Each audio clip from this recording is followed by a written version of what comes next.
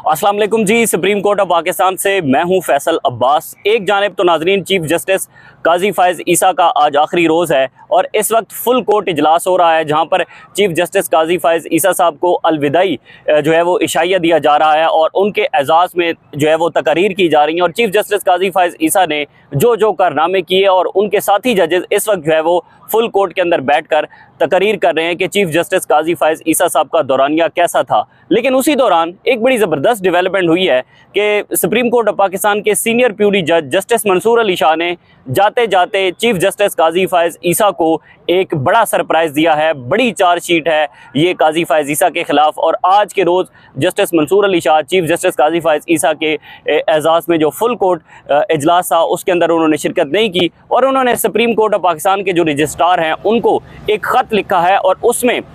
जो वर्डिंग इस्तेमाल की गई है और जिस ख़त का जो मतन है वो भी आप देखकर हैरान रह जाएंगे कि किस तरह से एक सीनियर प्यूरी जज ने आईना दिखा दिया है चीफ जस्टिस काजी फायज़ ईसा को। ख़त का जो मतन है वो मैं आपके साथ शेयर करता हूँ, उसके बाद आपको अंदाज़ा होगा कि किस तरह से चीफ जस्टिस काजी फायज़ ईसा का जो किरदार है वो जजेस किस तरह से देख रहे हैं, उनके जो साथी उनके साथ बैठने वाले जो जजेस हैं वो किस तरह से देखते थे कि काजी फायज़ ईसा साहब ने अपने दौर के अंदर क्या क्या किया। जस्टिस मंसूर अली शाह साहब ने जो है वो ये ख़त लिखा अपने रजिस्ट्रार को और उन्होंने कहा कि चीफ जस्टिस का हकीकी किरदार तमाम लोगों के हकूक़ की हिफाजत करना होता है। चीफ जस्टिस काजी फायज़ ईसा शुतर मुर्ग की तरह अपने सर को रेत में दबाकर और अदलिया पर बैरूनी असरात और दबाव के सामने बेहिस और बेनियाज नजर आए। बड़ी चार्जशीट है ये काजी फायज़ ईसा के ख़िलाफ़ और इससे और सख्त अल्फाज मेरे ख्याल में इस्तेमाल नहीं किए जा सकते जो अल्फाज जस्टिस मंसूर अली शाह ने इस्तेमाल किए। उसके बाद वो कहते हैं कि मदाखलत के ख़िलाफ़ दीवार बनने की बजाय उन्होंने मदाखलत के दरवाजे खोल दिए।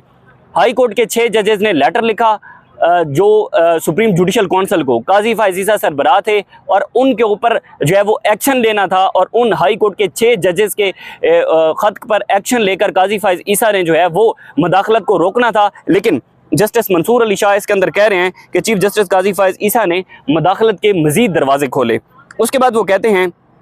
कि मुझे अफसोस है, मैं अपने ज़मीर की आवाज़ सुनकर ऐसे चीफ जस्टिस के रेफरेंस में खड़ा नहीं हो सकता।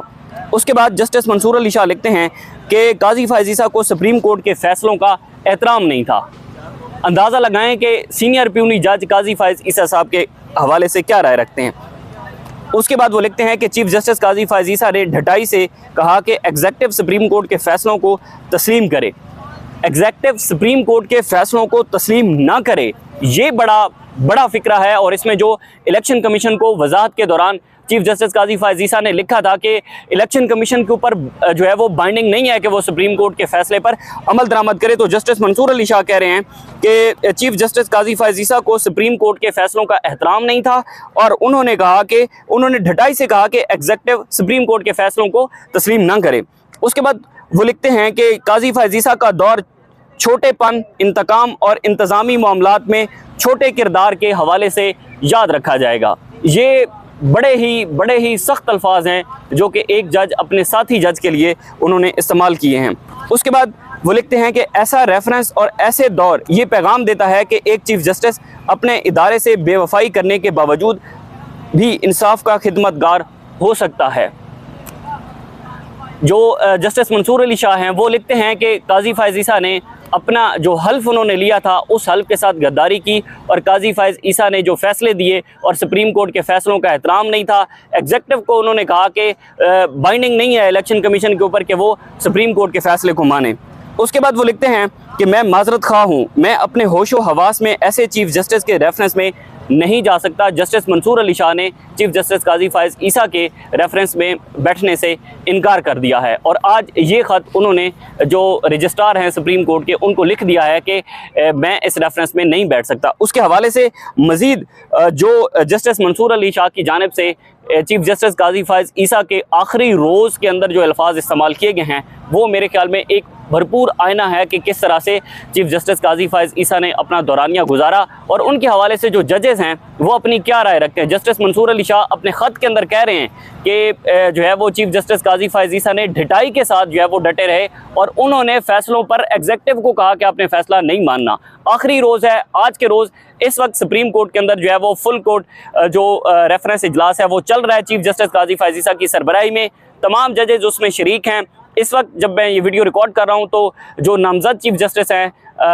जस्टिस याह्या अफरीदी, वो इस वक्त फुल कोर्ट के रेफरेंस से जो है वो अपना खिताब कर रहे हैं और उनके भी अल्फाज को काजी फायज़ ईसा साहब के बारे में बड़े जो है वो तारीफ़ कर रहे हैं काजी फायज़ ईसा की। लेकिन मेरे ख्याल में